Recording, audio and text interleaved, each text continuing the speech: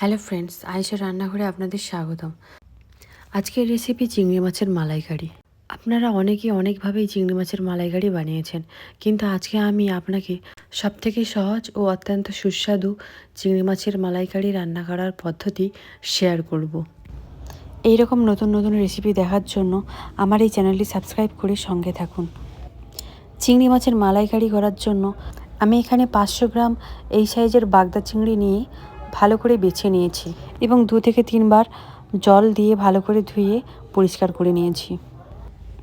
এবার আমি এখানে এই চিংড়ি মাছকে ম্যারিনেট করার জন্য হাফ চা চামচ নুন, হাফ চা চামচ হলদে গুঁড়ো ও হাফ চা চামচ লঙ্কা গুঁড়ো দিয়ে ভালো করে মিশিয়ে ম্যারিনেট করে নেব।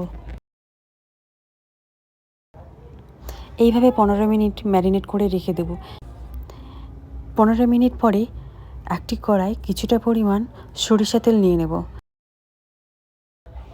এইভাবে তেলকে কড়াই ভালো করে বুলিয়ে নিতে হবে। এবার আমি তেল ফুটে উঠলে এর মধ্যে দিয়ে দেব একে একে করে সবগুলো চিংড়ি মাছ। এইভাবে মিডিয়াম টু হাই ফ্লেমে চিংড়ি মাছগুলোকে 4 থেকে 5 মিনিট ওলট পালট করে ভালো করে ভেজে নেব।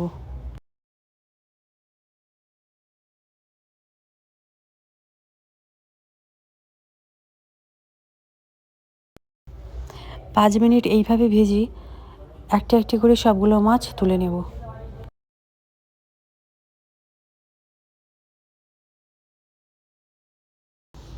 এবার ওই একই তেলে দিয়ে দেবো 2টি তেজপাতা, একটি দারুচিনি দিয়ে ভালো করে ফোড়ন দিয়ে দেব।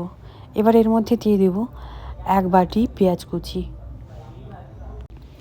এবার পেঁয়াজকে ভালো করে নেড়ে চেড়ে একটু ভাজা ভাজা করে নিতে হবে। পেঁয়াজ এইরকম ভাজা ভাজা হয়ে গেলে এর মধ্যে দিয়ে দেব 1 চামচ আদা রসুন বাটা, 1 চামচ লঙ্কা গুঁড়ো, 1 চামচ হলদি গুঁড়ো।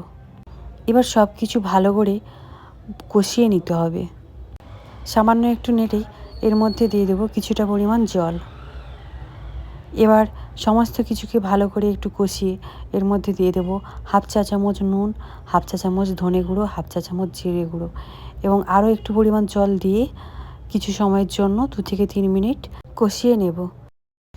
অন্যদিকে একটি গোটা নারকেলকে আমি কুড়ে নিয়েছি। এবার একটি পাত্রে গরম জল নিয়ে তার মধ্যে নারকেল কোড়া দিয়ে ভালো করে চটকিয়ে চটকিয়ে নিংড়ে তুলে নেব। এবার একটি ছাঁকনির সাহায্যে নারকেলের দুধ ছেঁকে নেব।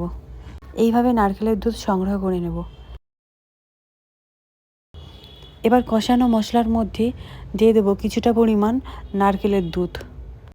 এইভাবে নারকেলের দুধ দিয়ে আরও কিছু সময় ভালো করে কষিয়ে নিতে হবে। এবার এর মধ্যে ভেজে রাখা চিংড়ি মাছগুলো দিয়ে দেব। এইভাবে চিংড়ি মাছ দিয়ে ভালো করে 2 থেকে 3 মিনিট কষিয়ে নিতে হবে। কষানো হয়ে গেলে এর মধ্যে অবশিষ্ট নারকেল দুধ দিয়ে দিলাম। এইভাবে ঢাকা লাগিয়ে 10 থেকে 15 মিনিট মিডিয়াম টু হাই ফ্লেমে রান্না করে নেব। 5 থেকে 6টি এলাচ থেতো করে এর মধ্যে দিয়ে দিলাম। অবশেষে ঢাকনা খুলে এর মধ্যে দিয়ে দেব হাফ চা চামচ গরম মশলা। গরম মশলা দেওয়ার 1 মিনিট পরে গ্যাস অফ করে দেব। এখন আমাদের মালাইকারি প্রস্তুত। দেখুন কত সুন্দর কালার এসেছে। এই মালাইকারি দেখতে যতটা সুন্দর, খেতেও তেমনি সুস্বাদু। এইভাবে চিংড়ি মাছের মালাইকারি রান্না করলে বড় থেকে ছোট সবাই আপনার রান্নার প্রশংসা করবে। ফ্রেন্ডস, এরকম আরও অনেক রেসিপি দেখার জন্য আমার এই চ্যানেলটি অবশ্যই সাবস্ক্রাইব করুন এবং লাইক, শেয়ার ও কমেন্ট করতে ভুলবেন না। Thank you.